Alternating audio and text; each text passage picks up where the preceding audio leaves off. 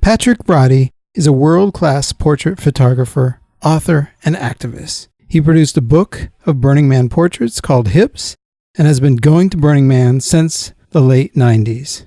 There, Patrick cultivated a style of work that focuses on capturing people's soul. Patrick's work has been in the top galleries and museums, including the Living Expedition at the Louisiana Museum of Modern Art in Denmark. Please welcome Patrick Roddie. Hey, Patrick. Thanks for joining us. I'm doing great. Thank you for inviting me on. Yeah, well, I'm so excited. I've been following you since way back. Can you give us, the focused audience, a little background of you and where you come from? Well, I'm Irish, as you may be able to tell from my accent. And I lived outside Belfast, and I'm from a medical family, so it was always assumed that I'd go into medicine. My father was a fairly okay photographer, had a decent camera, but when I went to college, it wasn't for medicine. I discovered that I could actually take pictures. It was just something that came naturally. And in fact, even back when I was like 12 and 13, when I first used a camera, I sort of seemed to find it pretty straightforward. I mean, there was no real training. It was just really the way I looked at things. The exposure and focus and thing could be sort of a bit off, but the pictures seemed to be pretty good in my opinion. And I think they don't compare to my current work, but you can certainly see the theme there. And I mean, I had no idea that that's what I was going to do. I mean, I've done a lot of things. I was a newspaper. And what were you shooting back then? Whatever was around me, people, stuff. And when the people were just people I knew, but there were no sort of people standing rigidly staring at the camera and smiling.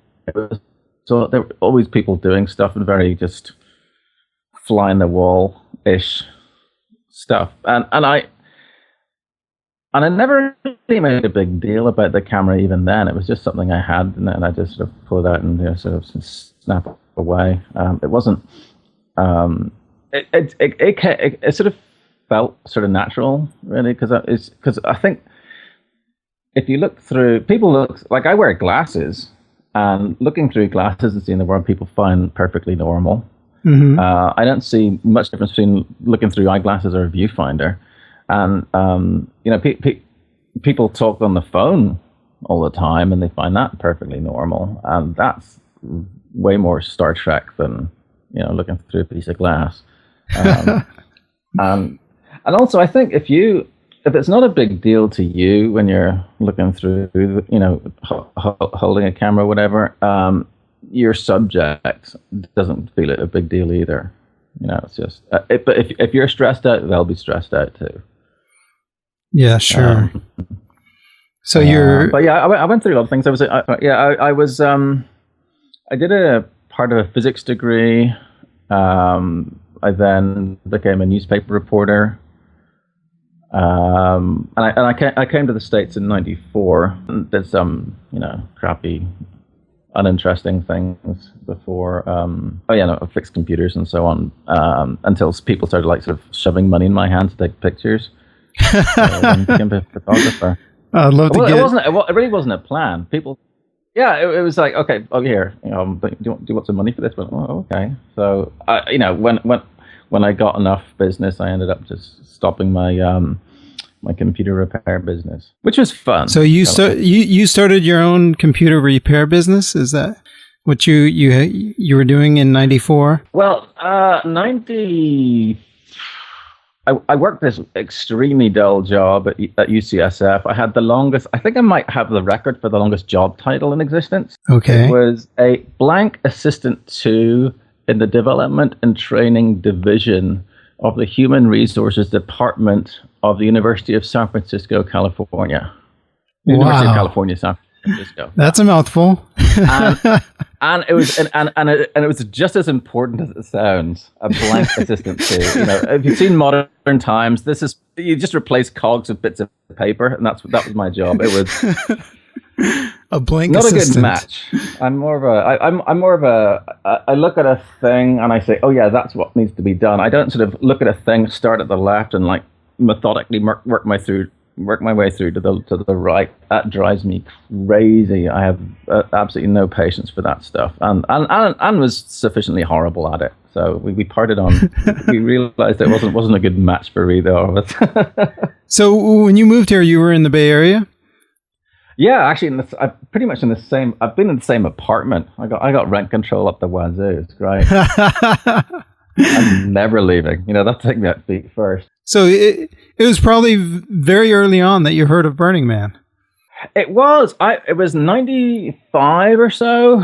I was going 95 or 96. They had these things called Anon Salon, which is this sort of party run by like Joe Bullock and some other people do that, and they actually do the Flambe Lounge, the decompression thing. Oh yeah. They've been part of that. And I was at February or something, and there were all these people there dressed in red for Valentine's Day. And, they were burners, and it was they were free spirited. and I started, and I was talking to some of them, and they were saying what an intense experience this was, and I wasn't quite buying it because it was almost, I wouldn't say cult-like enthusiasm, but they were just so wide-eyed and just transformed and so happy about it. And I thought, it sounds great, but it can't be that good. Well, I thought it was going to be good, and I don't know how much of it was maybe influenced by who they were or the circumstances that came about when they went. But when I finally did go in '98, within like 20 minutes of getting there, I realized, oh yeah, this is it. I know exactly what you mean. Now, did you pack your camera and everything, and did you plan on shooting when you went there? I mean, what preconceived expectations did you have? Bring us back to that story. I had none. I mean, I hadn't. I'd seen some pictures. I think Barbara Traub had put her book out. There was that Wired book that had been out. Oh yeah, that's a great book. And there was a bunch of sort of like painted hippies running around crazily, and little big colors and stuff in it. That's not what it's about, though. I mean, those are the most colorful things there, but that for me wasn't what Burning Man was. At least for me. I mean, like the day one that I was there, I met this guy who was building this trebuchet, which is a medieval siege implement, for like smashing down castle walls. Oh yeah, I mean, it wasn't a full size one, but it was a pretty decent size. And he was lobbing like car tires and bowling balls across the desert. Wow. And I'm not sure if that would pass safety inspection in today's Burning Man, but you wouldn't normally think of doing something like that, really. And it's not something you do in San Francisco. It's not something you do in San Francisco, and it wouldn't even reach your level of. I mean, it might be floating around in your unconscious, but as soon as it reaches your conscious, it'll be like laughed off the stage. It's just a ridiculous thing. Yeah, your own internal dialogue would laugh you off your own thought. Exactly. But he just went out and did it, and I thought, how much of your life, what else gets stopped from being done from your, I don't know, your internal critic, the psychiatrists talk about. He was just like, screw it, I'll just do it. And that was more what Burning Man was about. So how did you get into photographing Burning Man? So you're there for your first visit, and you're meeting these people that are lobbing pianos, just stuff out there in the playa. Yeah. Uh-huh. And you're like, wow, you can pretty much bring any creative thing to this platform, this event, whatever you want to call it.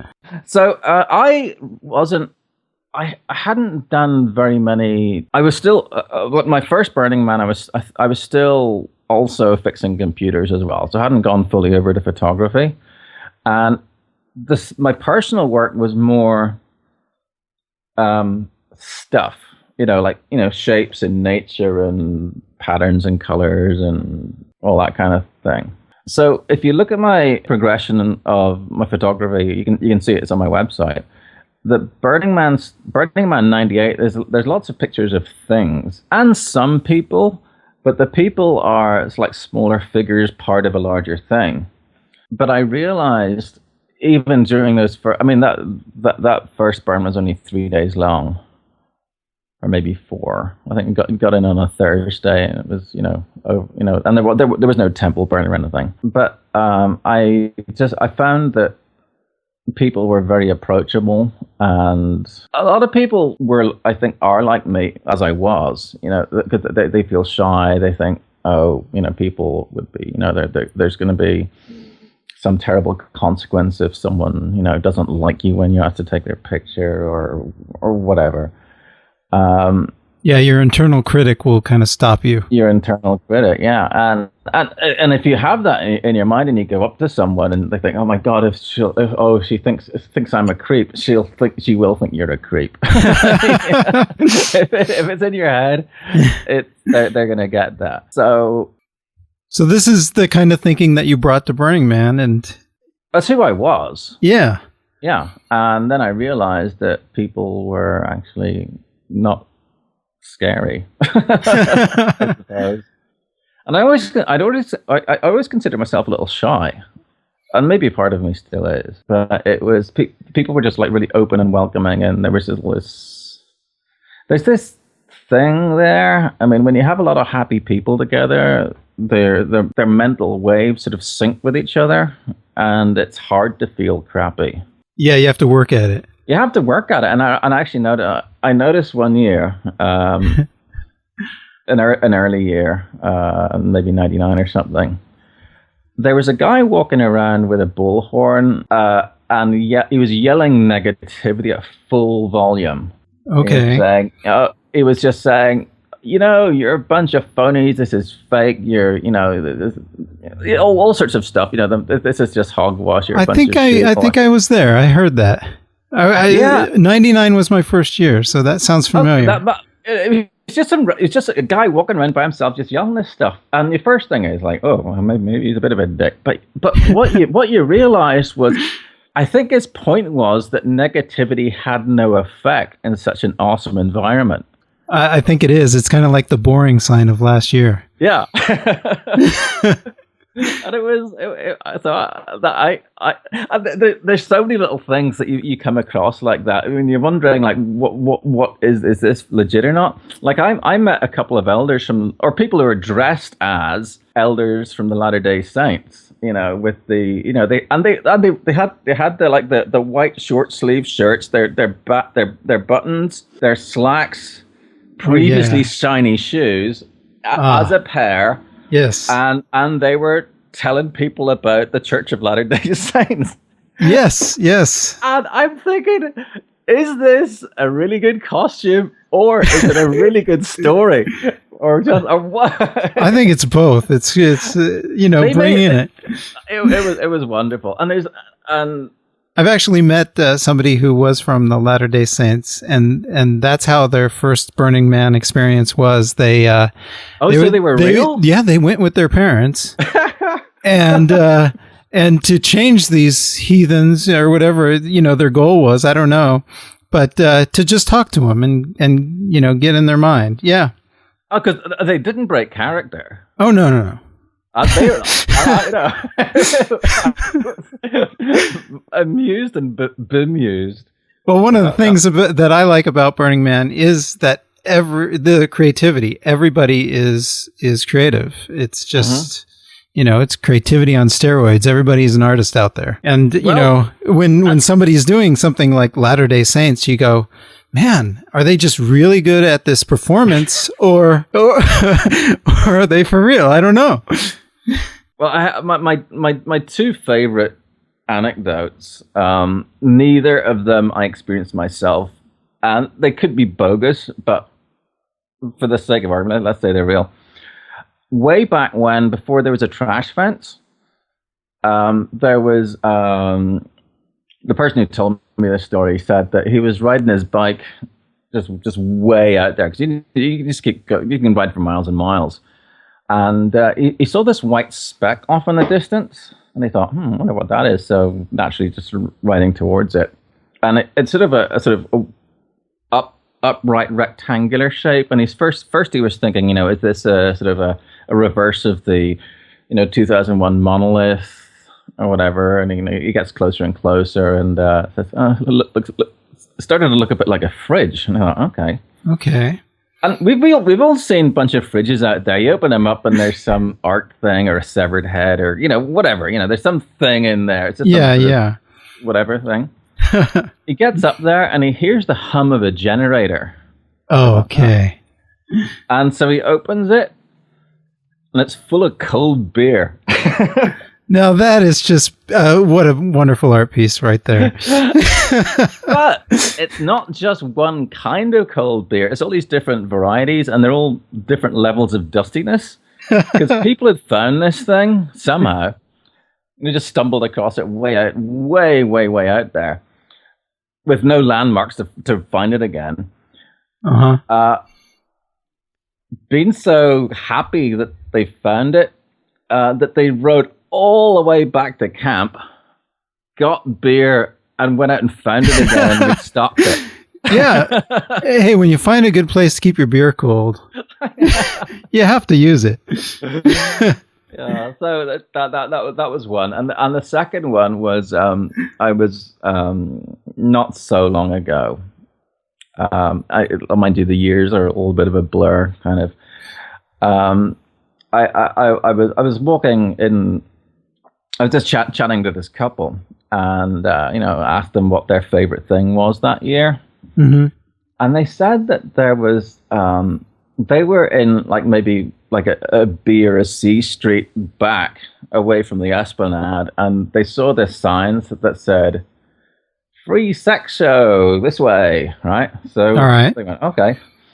So they go into this little passageway, and they follow it through, and there's this little area with a small table thing with a little bell thing on it, and it says "Ring this bell." All right.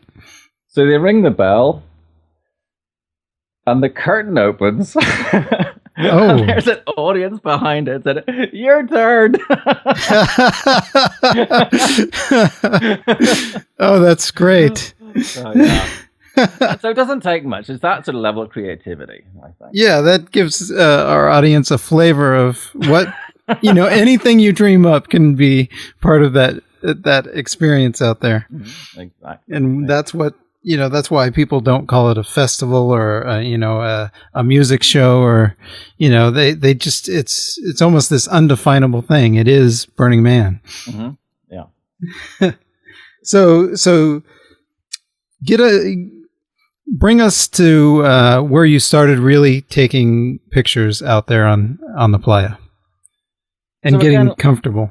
So again, like I said, the 98 one I was just shooting the same sort of things that I normally shoot, but in the Burning Man environment. I was starting to get a little closer to people. But if you go from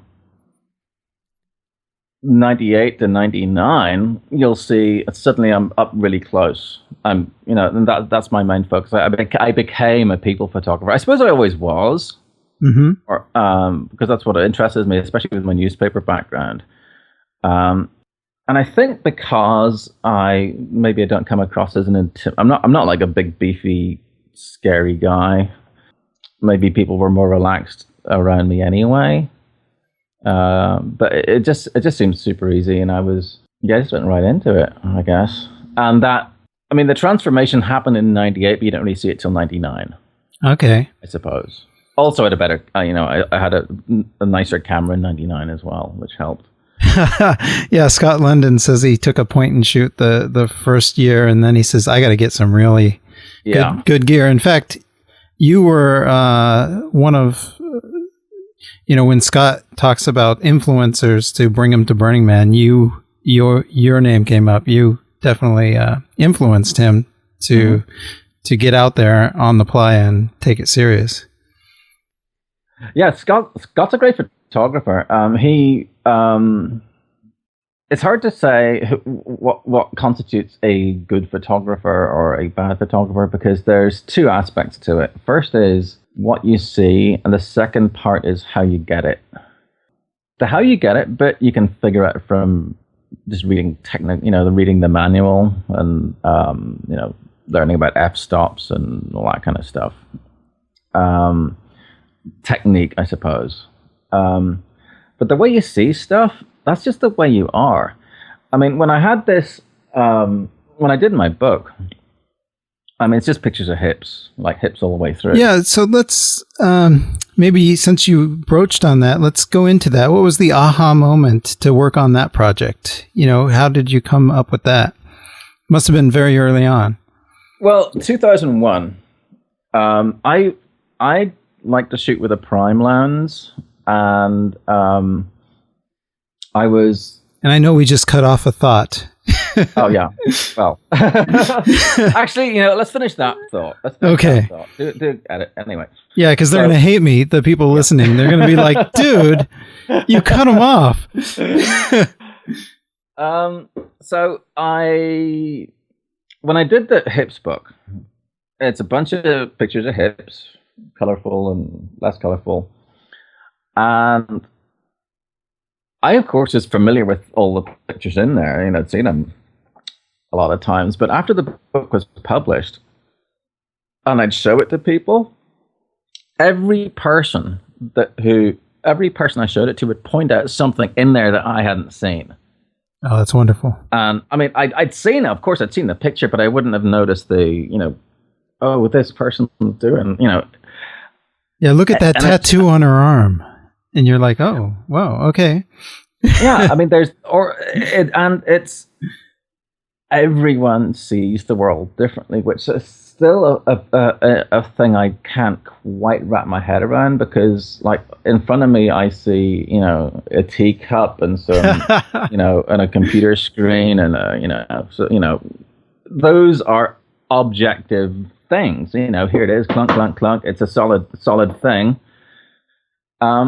But if you put someone else's eyes on it, would look utterly different, even though it's the same thing. And it's still, I find it really hard to get my head around. But we do see everything differently. And so all I'm doing when I'm taking pictures is looking at stuff and then, pressing a shutter once in a while. Yeah. And yet that still manages to translate how I see it. And what I would be interested in doing as an experiment was to have different people do the same thing. Maybe even leave a thing on a tripod, and just for the process of them looking through it, does it change it? I mean, in physics, there's that whole thing about observation affects whatever you're observing.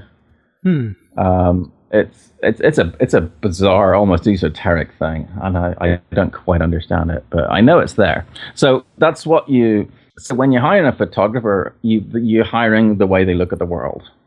Yeah, I love that. And like Scott and I look at the same sort of stuff, but we look at it differently. So you can tell a Scott picture versus a me picture. Yeah. Which is bizarre. Even if we were taking a picture of a chair leg, you'd know it was a Scott or me. And it's weird. I don't know how that works, but it does. Well, and I actually don't consider myself a fantastic technician. Okay. I'm okay. I get by. I keep within. I know my equipment and stuff. I don't screw up too much. But there are much better technical photographers out there. Some of them, which I find dull as dishwater. Some are great. I think the most important thing is just to record what you see. So, I mean, if you look at Frank Capra's shots of D-Day, those were blurry, out of focus, crappy photographs, but they're incredibly powerful. Oh yeah, definitely. So you can feel the fear. I mean, all these bullets whizzing over his head. You can yay. It really takes you there, and you go, "This guy has a camera." Yeah. Jeez. Yeah. And you kind of feel that shiver of fear, by looking at this picture, because you're like there, and that's the power in those shots. Mm-hmm. And what my goal is, which we'll get into later, because the hips thing was actually a major departure from what I actually do, which is to try to, I mean, maybe this is something we can cover later, but photograph people's souls. The way like there's some African tribes that, if you take your picture, you're stealing their soul. I'm just borrowing it. Yeah. Was your hip thing secondary? The aha to work on that project? No, it absolutely not. Or did it come first before your kind of style or subject? Before you really developed, this capturing the soul kind of thing. It was parallel, and I'd say completely different, because I like to observe what's already there, and when I ask to take someone's picture and then they start to pose, and I'll tell them to stop posing and just be yourself. If they're a couple, say just make out or something. I don't want anything to be preconceived, because if you look at most commercial photography, there's an art director who's got a brief. Actually, there's two cardinal mistakes with commercial photography. First, you have a preconceived idea of what you want, and then not only does it go through it goes through more than one person's filter, so it's just very far away from the end viewer. And they'll have an idea, okay, we want this girl, and she's holding her bag this way, and she's her shoulder's got to be a little that way, and the light's got to be there, and it takes all spontaneity out of it. No matter how well the model can pretend that she's not uncomfortable in this like cramped pose, or these art photos you see of like a naked girl lying on a really jagged rock, trying to look like it's not hurting like hell. Yeah. And the real beauty that you'll find in fact, this, as we'll go on to the hips thing, the way people actually are, the way they naturally move,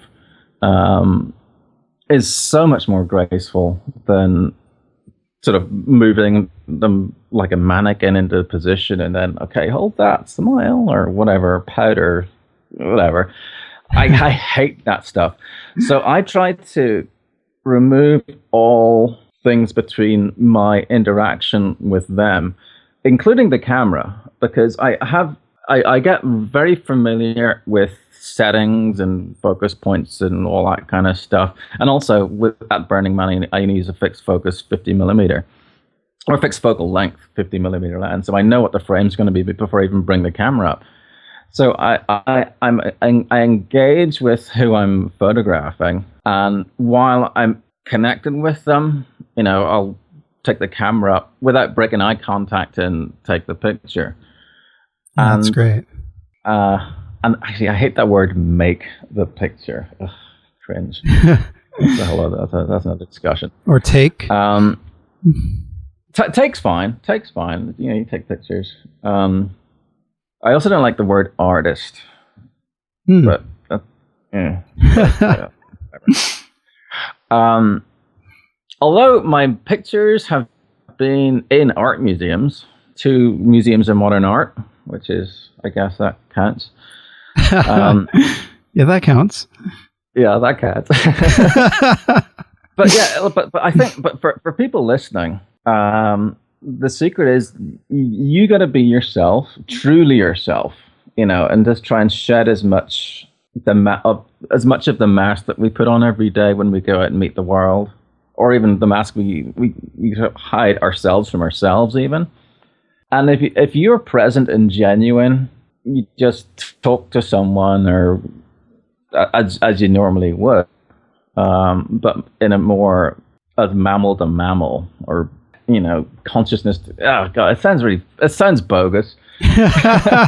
Well, also getting that piece of equipment out of the equation, to know it so well, to know when it is rised up to your eye what the frame's going to already look like. Exactly. And street photographers a lot of the time do this. They'll pre-focus. They know whatever's going to be in there. They'll know that stuff between 6 feet and 15 feet will be in focus. So they just can go like snap. But that's more snatching a picture, which is different to having somebody being fully aware that the camera's there. And when you approach them in the first place, they are a photographer because you got your camera there, and you say, "Is it okay if I take your picture?" And okay, and then you continue your interaction. Mm-hmm. And in that time, you'll take a picture. But if you look, I did this series of. I guess we were talking earlier about hips and how that was totally different to what that's the stuff that I do. The soul capturing versus the hips. The hips thing was completely uniform, OCD, rigid. I mean, the lighting is the same in all of them as much as possible. The hands look the same. The hands were the hardest thing to get the hands to all look the way they do. Yeah. Some people's hands are more tense. Some people are more relaxed. I had to get them all to look like that. The angle of the legs had to be the same. Ideally, I wanted the sun at 30 degrees over my left shoulder, clear background. It was ridiculously uniform. But I was more fond of doing portraiture. But I wanted to have a portraiture thing which at least had a nod towards the hip series in uniformity. But you can't do that. I wanted to make it as uniform as possible. I can do a certain amount with composition and lighting and so on, but everybody would be in a different state of mind each time I went up to them because, they might have... Because they're thinking whatever thoughts are on their mind. Whatever they are. Yeah. They're the sum total of everything that up to that point, and I had no control over that. And I was trying to think how I could make it a uniform thing, but I thought with like if I had a prop of some sort, it could be, the example I've used in the past is like if I brought a cupcake, some people might not have eaten all day and be famished and be really excited about it. Some might have just finished eating. Some people might be allergic to them or have some traumatic childhood memory of cupcakes. So no matter what the other thing that you brought into the equation for uniformity, it wouldn't work because everyone's different. Yeah. And I had this, of course, this is at Burning Man. I had the idea that, well, if I put myself in a uniform state of mind, that would be the unifying thing. So I basically put myself into this, I just like take a breath and like almost say Om, just like this calm, very zen. It's a zen sort of thing because that's the easiest thing to get to. It would be harder to go to anxious or to angry or to whatever, and you're kind of pretty mellow when you're out there anyway. Mm-hmm. But like if you'd be rushing around and you see someone you want to photograph, then you just like stop, pause, breathe, and then say, "Oh, hey, can I take your picture?" And you wouldn't. I mean, whatever you say wouldn't be the same for each person. But I found when I did that.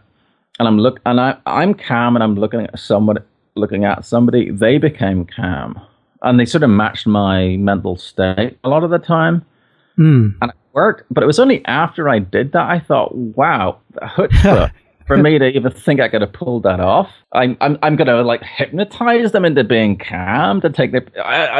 But it worked. It actually worked, and that's great. So again, it goes back to the observer affecting the observed. Yeah. So when you look at the faces series, you'll see a consistency in the way people are. Although to be fair, people out there are generally more zen and relaxed anyway. But I like to think there was maybe I had something to do with it.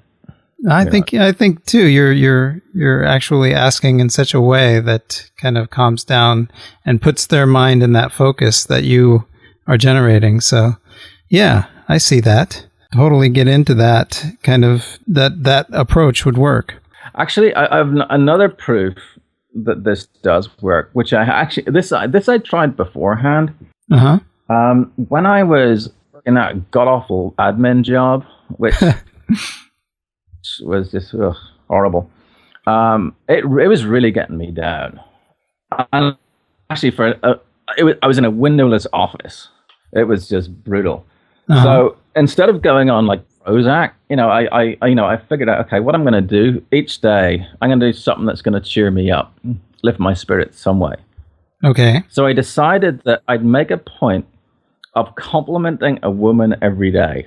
Ah, this is a great project. It might be, and I stuck to it I did it for a month. And like if I was just out and about, and if I saw somebody who had great poise, who was happy, or they just were well coordinated or whatever, I'd go up to them and say, "Oh, hey, by the way, you're great poise, well coordinated, well put together, whatever," and thank them and be on my way. And I made the point of saying that this compliment is not going to lead to, "Oh, and hey, do you want to go get coffee?" It's going to be just a compliment and leave. Mm-hmm. So, and that was great because I didn't have any fear of rejection because there was nothing to reject.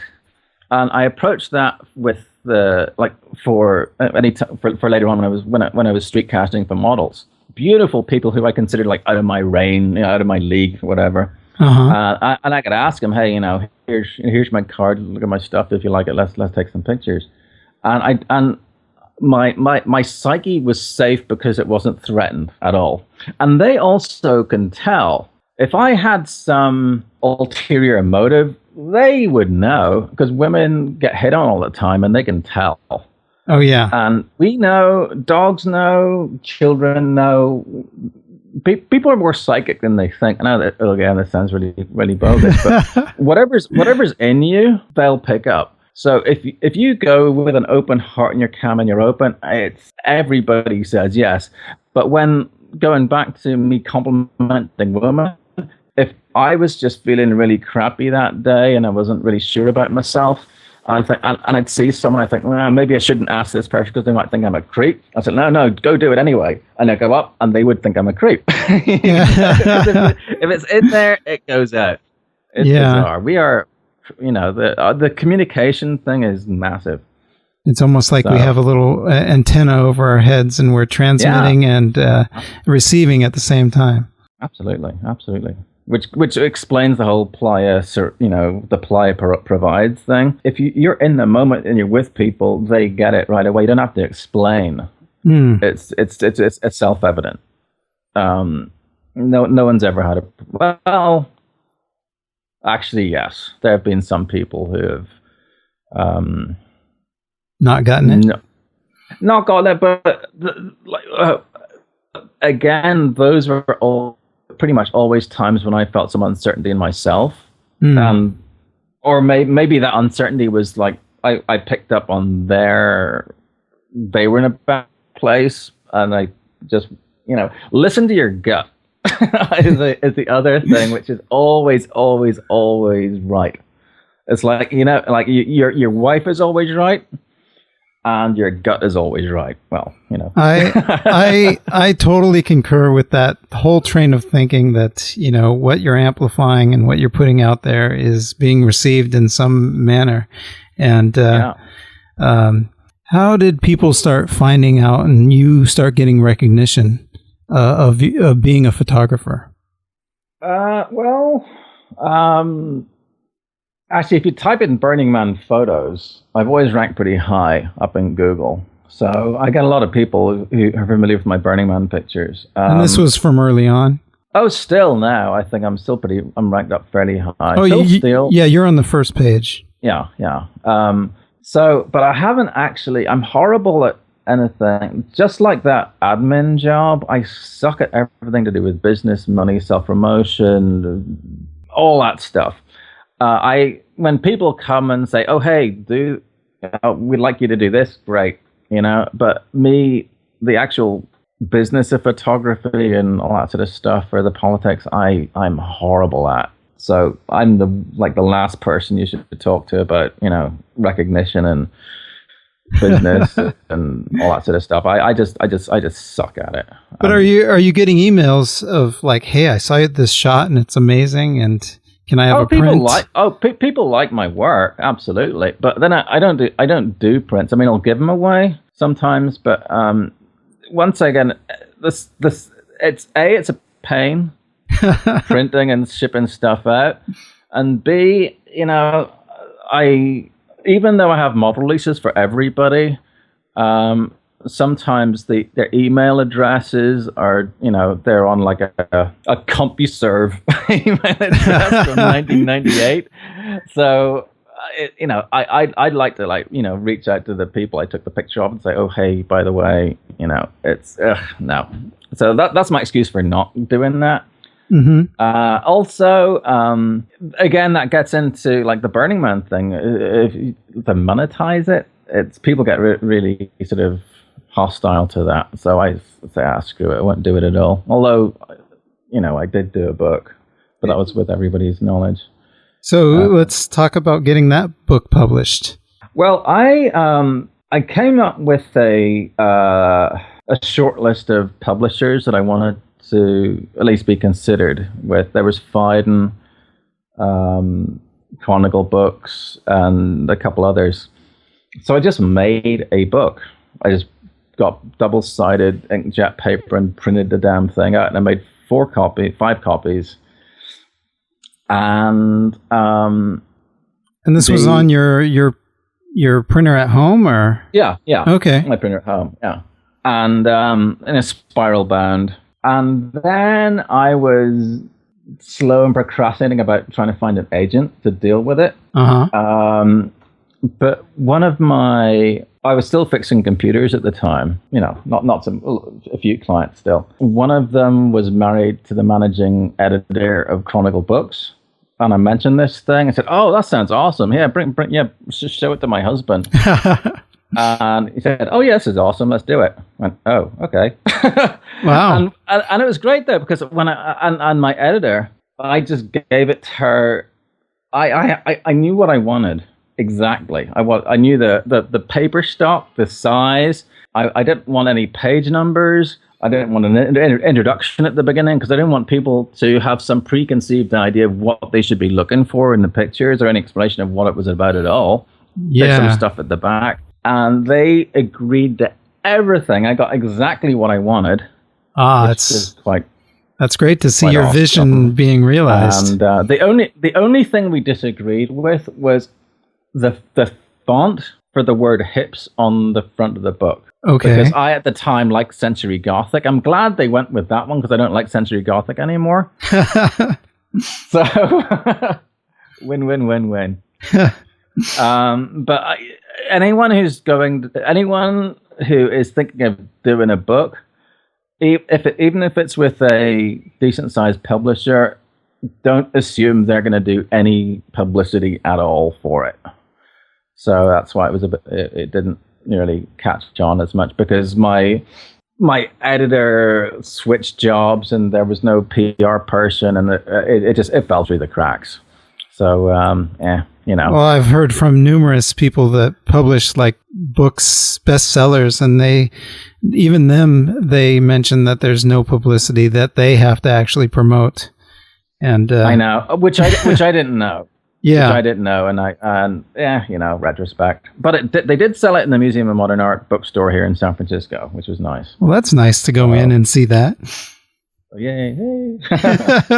Well, one of the reasons why I'm interviewing this series is because I was thinking, and if I was curating a show like in the Museum of Modern Art on Burning Man photography, who would I want to interview? Who would be on the walls of that show if I was the curator? And so that kind of gives you an insight of me and my motives of this interview series is, first and foremost, I'm interviewing just those people that really have brought something new to say to the conversation of Burning Man.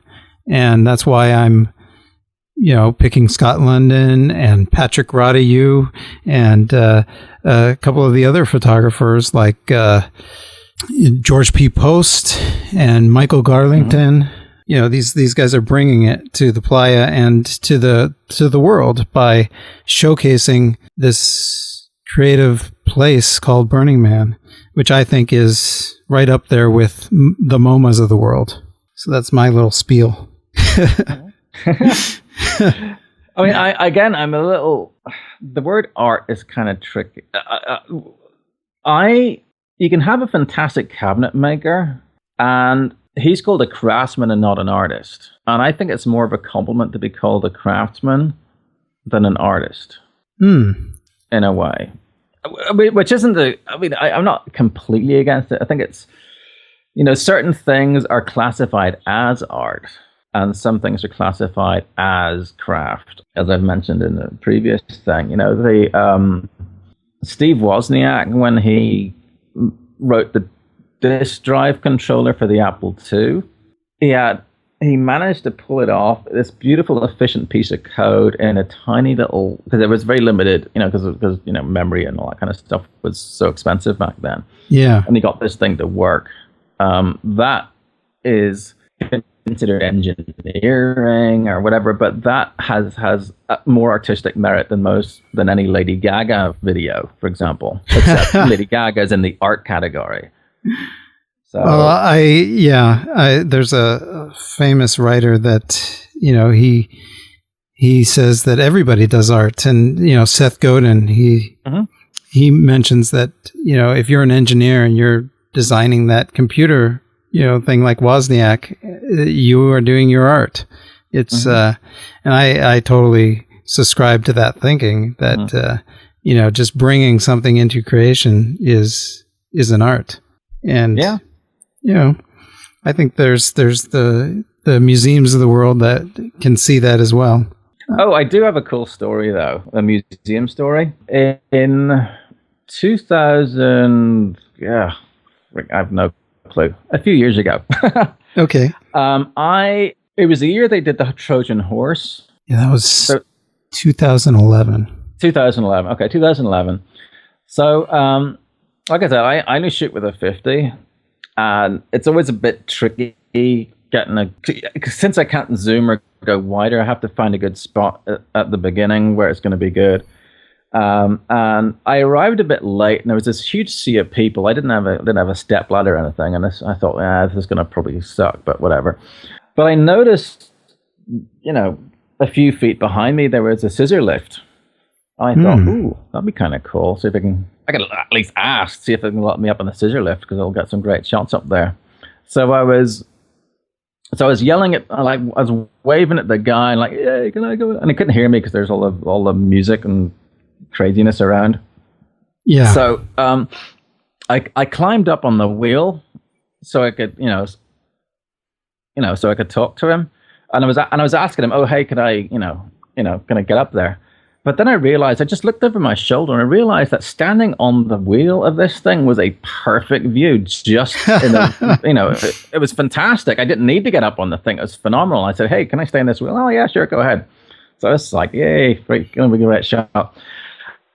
And a couple of minutes later, up on the other wheel, hopped up this woman who had a press thing, like I had. Okay. And the first thing she said to me was how excited she was that her Burning Man pictures, got chosen to be in one of the most important art museums in the world. Okay. In Denmark. And I thought, oh, okay. Then I remembered that earlier that year, I got contacted by this Louisiana Museum of Modern Art in Denmark saying, oh, yeah, we're doing this architecture show, and a part of it's going to be on Burning Man. And can we, we'd like to maybe use some of your pictures. Okay. And one of the pictures that they liked was that center camp shot with all the couches. Yeah. I think I sent you that. Yeah. Let's talk about that. And so, which was, to me, was just like a throwaway image, because it was, I usually get in a lot closer, and it was a nice picture, but if you've been in dust storms at Burning Man, that's just something. It's like being in San Francisco and seeing a Prius. Prius is like a marvel of engineering, but it's a Prius. This was a dusty.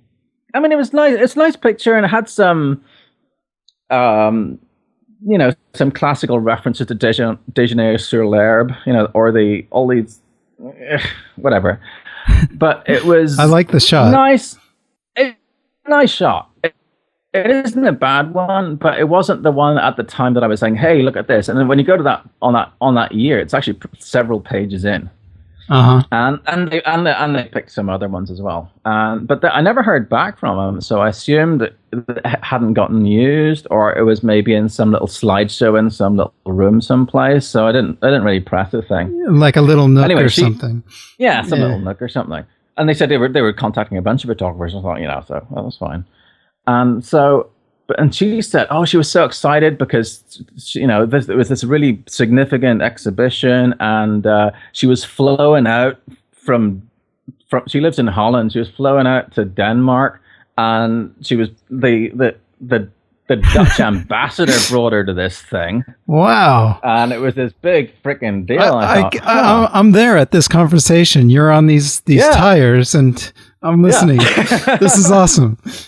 and then I said, they contacted me, and they were interested in me, but never heard back from them. And so she said, so which pictures do they like? And I mentioned them. And when I said the center camp one, I said, oh, the center camp one. That is the main photograph of the exhibition. Wow. It was a wall-size print. It was the cover of the catalog. Oh, I hope you have a copy of that catalog. I do. They didn't even tell me or invite me to the opening. Wow. Which was a little whatever. But think of the serendipity of this. I find this spot, which is a great shot. I mean, I got some okay pictures of the burning horse thing. But for her specifically to hop up right beside me, and the first thing was to tell me that, oh, by the way, your picture was in the most highly regarded things in the world. Apparently it's one of the most highly regarded art museums or something. Yeah. So, yeah, that was the Playa Provides. A little bittersweet, because I would have been nice, because I was in London. I could have actually gone to it. But, wow. Yeah, so wrists were slapped. But I did get that out of it. That was kind of cool. Yeah, I'm sure you got you got on the horn and got that brochure, copy after. Oh yeah. After the. I got 3 of them. Oh, I would. Yeah. Hey, at least it's something. It's something. So how is shooting on the playa and preparing for the playa different than preparing for a regular shoot? It's actually easier in a way because the way I shoot, I'm just using a 50 millimeter, so I don't change lenses at all, because as soon as you change a lens, you're going to get crud on your sensor. No matter unless Intel has a camp with a clean room, which is never going to happen. Oh, they try it. Get crap in your sensor. I mean, you could have multiple bodies with different lenses on them, but even if you use a zoom, but just using a zoom, you're gonna get crap inside your lens. So I stick with the 50. So all I do with that, I'll put gaffer tape over it, especially on where the lens meets the body. Mm-hmm. And also, it's really hard to get playa dust even out of the rubbery grip stuff, so I usually swaddle it in that, and bring about 3 or 4 UV filters. I generally don't like using any filters at all, but to protect the front element, it's a good idea to have a UV filter. And as you're cleaning it, you scour it with the playa dust. So you have a few just in case it gets super dusty. Ziploc bags and releases, lots of fully charged batteries and memory cards. Those things are fairly light.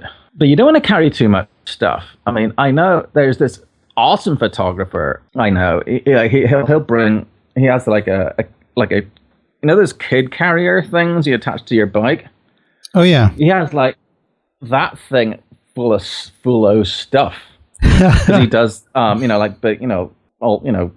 kinds of stuff. Me, I just like to have this little small, simple camera, and also not having a big lens. It's less intimidating for people, so they kind of like it that way.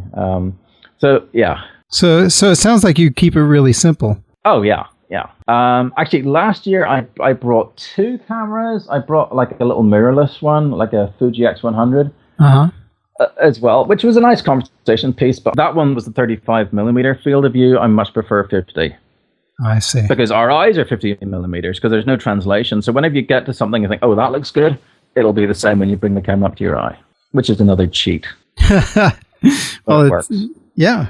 If you're comfortable working, and then how is the light on the Playa different? Awesome. It's awesome. The color, it's extremely forgiving because there's this not quite Playa surface. It's like, what's Playa color, whatever that is, taupe? And I don't know. But that provides fill light at all times. And it is just astonishing. Even nighttime you can shoot there. It's trickier, but in the middle of the day when the sun's too high, you then you're best getting into shade of some sort. Like in center camp, any sort of shade structure, you'll get nice soft light. Or otherwise, you're going to have to use some external light, which is just another thing to haul around. And no. I mean, maybe one day, but it's just like too much. I mean, when you're going out, you don't know how long you're going to be shooting for, so you have to bring a crap load of water. Oh yeah, you go out for an hour and and it turns into 5 or 6 or more. Well, yeah, I mean, it can be super cold. It can be hot. So you have to bring you're hauling all this stuff around. So the less stuff you have to deal with your camera, the better. But actually, got one more fun-ish thing.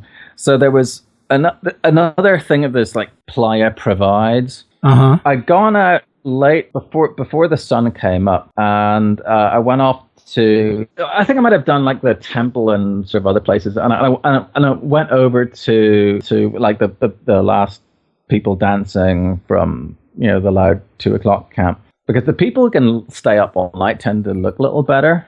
Like the likes of me would have like crapped out long before.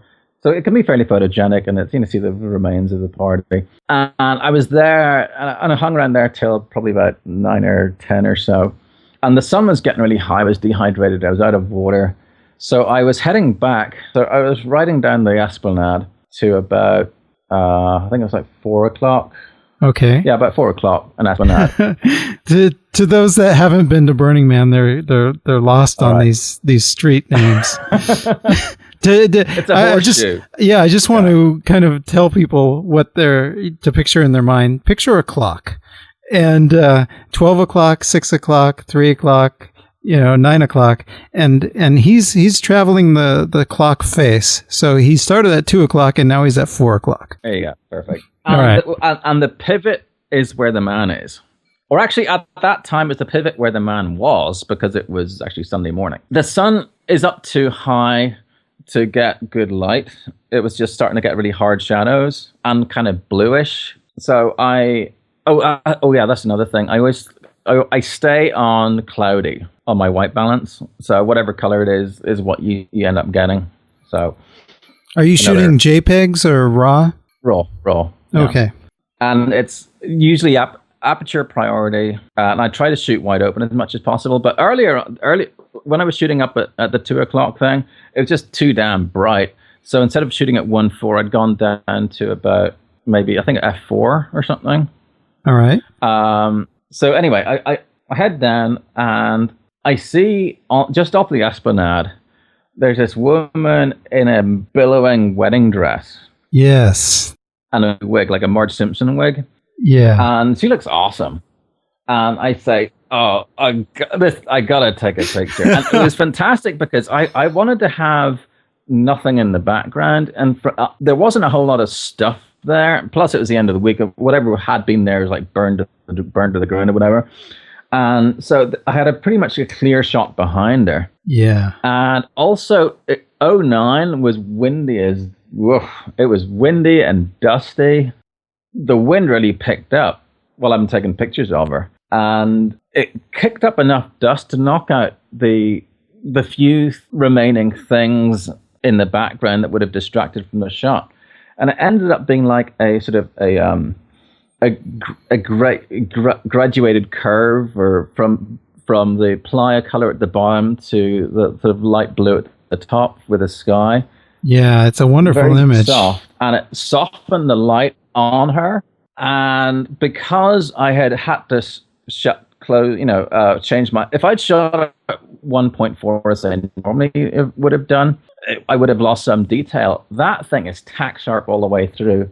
And for people who are not actually seeing this thing, I'm not sure, you're probably going to show it in the podcast. I'll have it in our show notes. Yeah, this big old gust of wind nearly blew her over. And her dress comes out and it looks like a wing. And that shot is completely unaltered.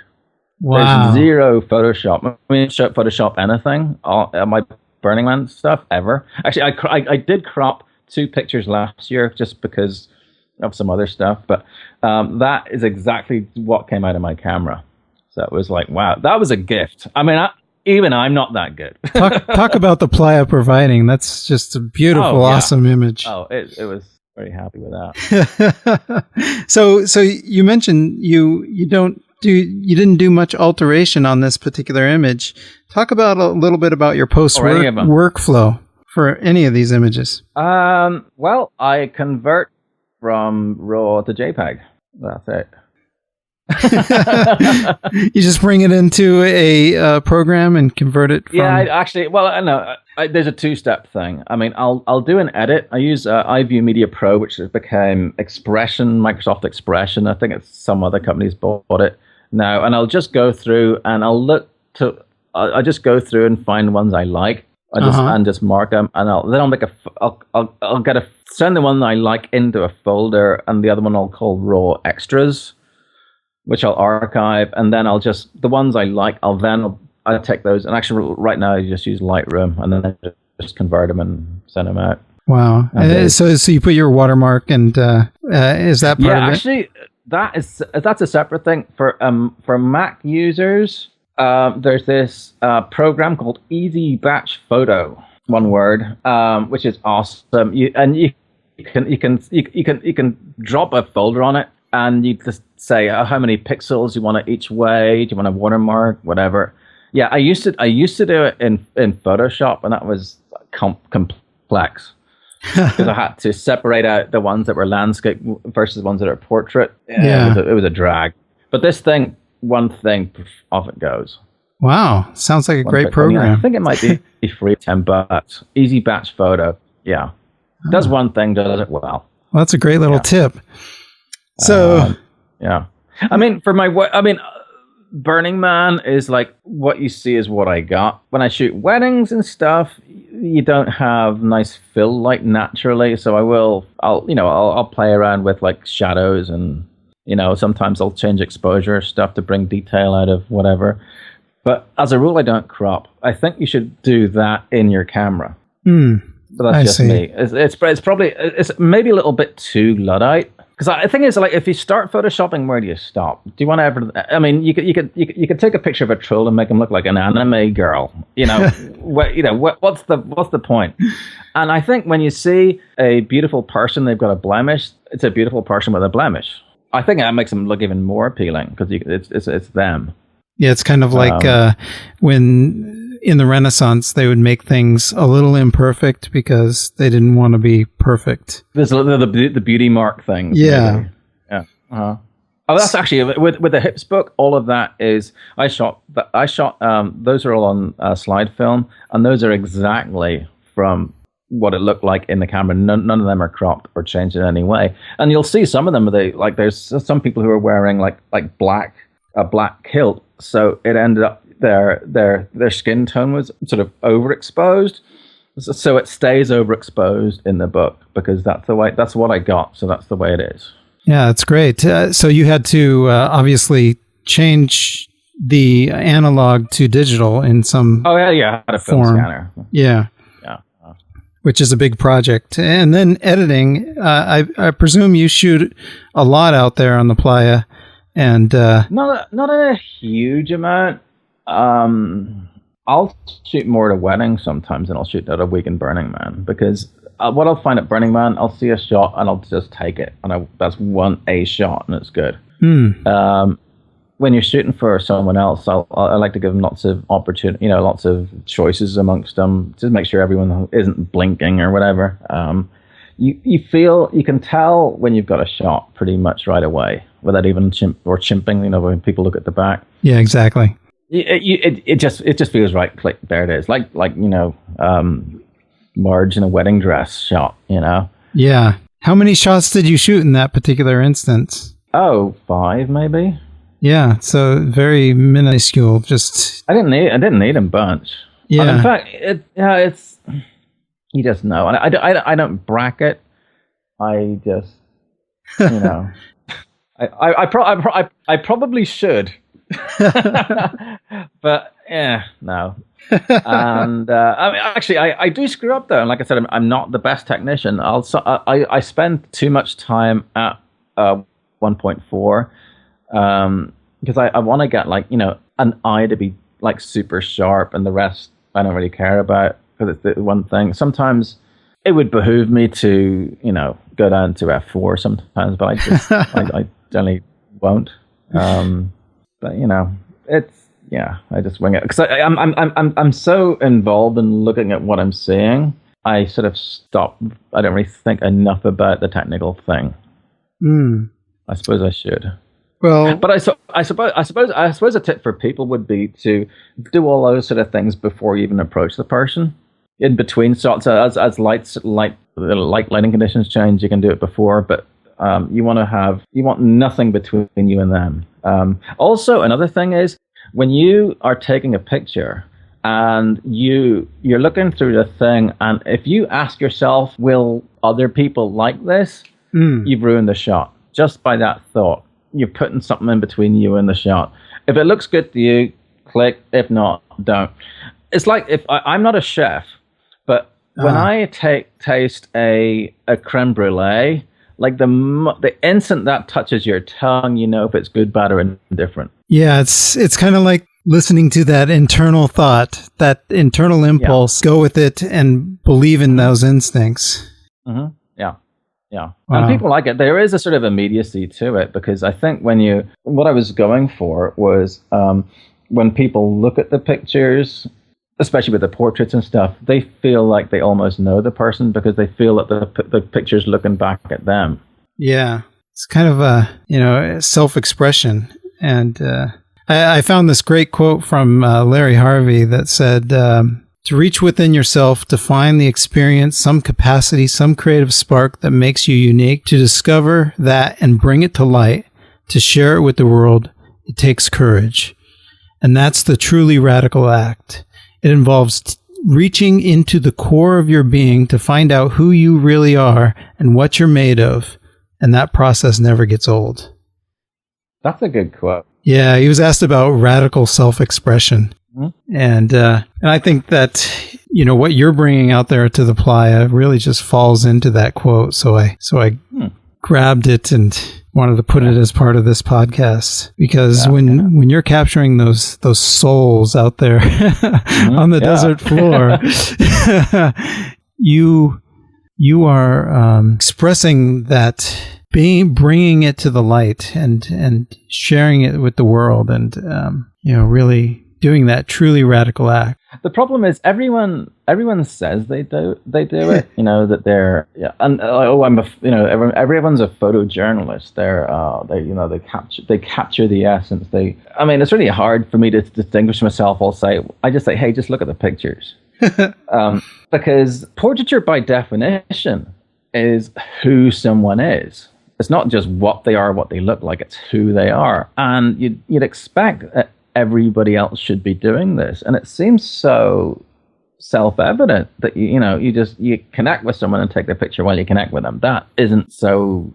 But on the other hand, I gotta say, I do get into this flow, I suppose. So, there's this book, Flow, someone who wrote about it's a phenomenon. Being entirely immersed in the moment, being aware. Yeah, like soldiers in combat get this because a heightened sense of your surroundings. Yeah, a heightened sense of whatever you're doing and just being completely immersed in it. For them, it's obviously because they don't want to get blown up, or make sure that the guy next to them doesn't get blown up either. But you can get completely into this because your brain is multitask. It's thinking about, do I have to go do this, and there's all these things scattered around. But when you can focus all those beams together, like Ghostbusters when they cross the beams, you can do amazing things, and I'm not special. I mean, we're all unique in the way we look at the world, but all I do is I just like pull those beams together, and it's a major force. And there was another picture from back in '99. Yeah. Uh-huh. So I saw this girl off in the distance. She was wearing a faux sheepskin collar, and she had short cropped, spiky, bleach blonde hair with darkish roots. Okay. And obviously, first thing I see, the hair and the tufts on the jacket were a great combination. They were the same sort of thing. So yeah, can I take your picture? And when I looked at her straight on, she'd been wearing goggles, and her eyes had this, the sort of panda look, which wasn't great. So I looked to her side, and I noticed that she had this earring, which was like a quarter circle going to a point, like a little arc thing, little silver thing. And I thought, oh, awesome, because her hair was doing these little arc things. The jacket, the way it like tufts up, was doing little arc things. So my theme in this shot is going to be arcs. Okay. And then I thought, okay, what other arcs can I find here? And then I realized, oh, awesome, her eyelash. When I shot her, I got her to look off at something in the distance, and I moved over to get her eyelash in profile, and I took the shot. So you have arcs in the hair, and also the way her ear was also created more sort of acute angles and stuff. Wow, sounds great. The thing was, that process was maybe 2-3 seconds. Yeah.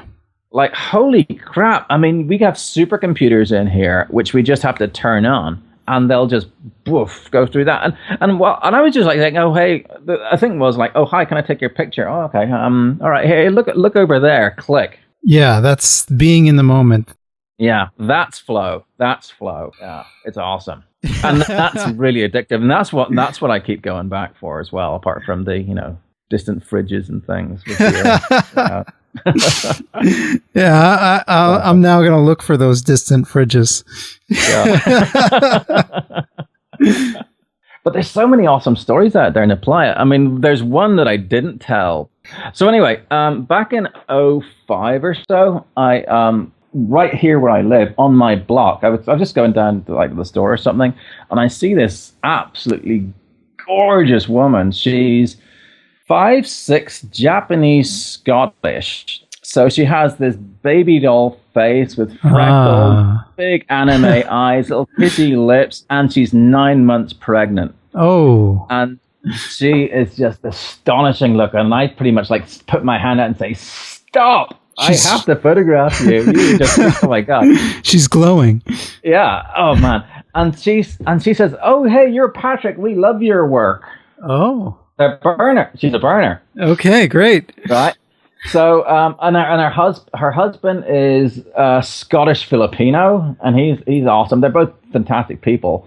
So this is in late June. Okay. And she's like very, very pregnant. She's due any time. So we like the next couple of days, I did this awesome like pregnancy shoot. It's on the website. And then I do like at the hospital right after her baby's born, and then at 2 weeks and so on. They're just fantastic people. It's super special. And and they say, oh, hey, even though our baby's going to be like barely 2 months old, we're going to Burning Man again this year. Do you want to camp with us? And I said, oh, awesome, fantastic, great. Yeah. So it gets up to that time. And this is back in 2005, I'm still shooting film. So that was a pretty major expense, getting the money for the film and the processing and the dry ice and all that kind of stuff and the ticket. Yeah. So I was kind of late about organizing all that stuff. And then my ride had fallen through. So I had to go find a new ride. So I tried all the usual places and struck out, and then went on Craigslist. I found some random guy, Roger, from North Beach. Oh, okay. So we drove to Burning Man. Okay. And it's a long ass drive. I tell him this whole story about this incredible experience I had with this, baby and beautiful people and all that good stuff. We get to, without mentioning her name's Mia. Mm-hmm. we get to Burning Man. We pull off the road. We go to Will Call. We get my ticket, and then we go down through security. And right after we go past greeters, he says, "Oh, where you camped?" And I pull out my thing and my email from Mia, and she says, "Oh yeah, 4:30 in D or something like that."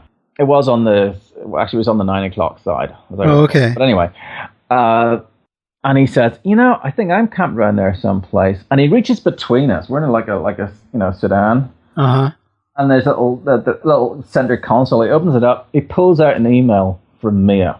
Oh wow. The same person. Not the same camp, the same person. That's awesome. But the thing is, that didn't happen till after we went past greeters. Yeah, the serendipity. That reveal could have happened any time between San Francisco and the Playa. But it waited till like 10 seconds or something after greeters that, boom, there you go. Yeah. Holy crap. I love that story. Yeah. But still. Wow. So, so doing photography and personal work is one thing, but actually making a business of your photography is a whole other thing. How did you make that transition? Well, like I said, how I ended up getting into it was people were just sort of thrusting money in my hand because I was good at it. They wanted it. Here, we'll pay you. And okay, this is good.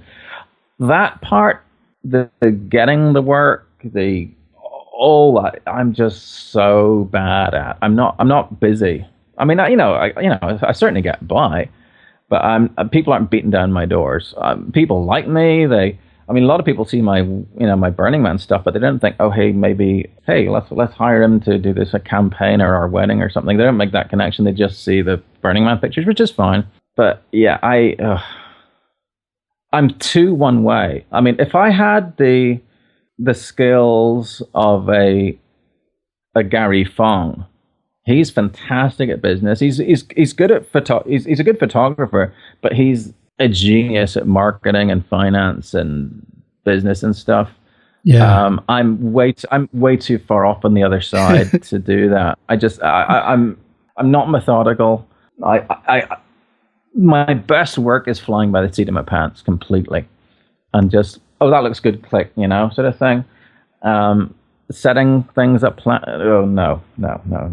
So for being a photographer is one thing, but a photographer is a business.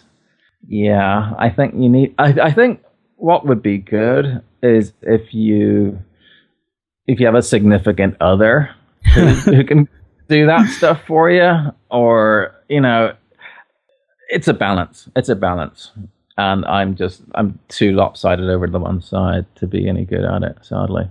But I get by, and people like my work. So it's all word of mouth, pretty much. Yeah. Although you have a great Yelp page that has a very high rating, and I found a few things out there with your. Yeah, mind you, Yelp. I have I got 15 reviews up there, but 40 of them were filtered. So if you have to go, that's a whole other story. But still, I haven't figured out all this. I have a Facebook page, and that's mostly. I don't even do much. I rarely update that. I have an empty LinkedIn profile. I don't tweet. I suck. I suck at all this stuff. Yeah, you need that girl that does this, right? Yeah. No. You certainly have the talent. I mean, you were the cover image at a MoMA. Yeah. I have that. But still, yeah. But I enjoy it. I live in San Francisco. I get to go to Burning Man every year. I'm fed, closed, and I do all right. I'm happy. That's great to hear. And also, money it's useful for paying rent. But if that is your fixation or your goal, it's really not. you should be doing whatever you're doing because you want to do that, not because it's a means to an end. I suppose. So speaking of that, and doing what you're doing, do you have any projects that are on the horizon that you can speak about?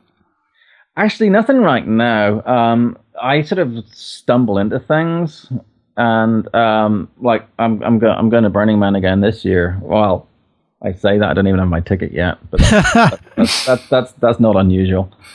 I'll know it when I see it. And so no lightning bolt aha moments on the horizon yet. No, I think no, unfortunately. But I'll, like I said, it will always show up. They're like Munich, there's another one coming. I'm sure we piqued people's interests, and they're itching to see what your photography looks like and your wedding work. And there's probably a few brides out there that are going, okay, maybe we should look into this guy. So where can people find you? Well, if you Google my name, that's easy enough. Or my website is webbery.com. WEB for boy, B for boy, ERY.com. Yeah. My last name spelled, well, yeah, you have a link, I'm sure. And all these links will be in our show notes page. Mm-hmm. And if you want, we can send them to your Facebook or your Twitter or whatever else. Oh, you have I should tweet something first. I'll tweet this. Okay. Well, thank you, Patrick. My 7 followers will know this. Well, thanks. It's been a pleasure talking with you. And thank you. It's been a pleasure. Also. Everything that Patrick and I talked about, including the links to iTunes and Patrick's website, is located at our show notes page, photographerinfocus.com/5. That's the number 5 and not at all spelled out. Thanks for joining us, and look for the next episode with Philip Glade in a week. We hope that you have enjoyed our conversation and that you are inspired to grow and share your own story and success in the business of fine art photography. Thank you for listening. You can find links to the work of our featured photographer and other show notes at photographerinfocus.com. And we invite you to leave us a note with your thoughts on the show.